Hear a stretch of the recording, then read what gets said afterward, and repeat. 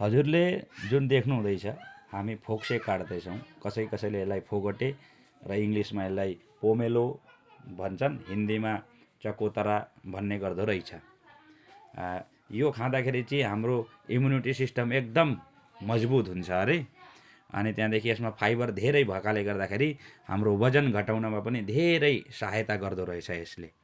अनि शरीरबाट मैलाहरू शरीर डिटोक्स गर्नका लागि पनि धेरै सहायता गर्दो रहेछ फोक्से खाँदाखेरि। तर धेरै चाहिँ खानु हुँदो रहेछ है, एकदम कम्ती मात्रामा थोरै थोरै खाँदाखेरि चाहिँ एकदम लाभ हुँदो रहेछ। अनि भुक पनि पर्याप्त रूपमा लगाउने। अनि यो चाहिँ विशेष गरेर मङ्सिर पुस माघको महिनामा पर्याप्त रूपमा पाइन्छ। यो बेलामा हामीहरूले जाडोको बेलामा धेरै चिज खाएको हुन्छ, त्यो हुँदाखेरि यो खाएर शरीरलाई डिटोक्स गर्न चाहिँ धेरै सहायता हुन्छ। हजुर पनि ट्राई गर्नु होला।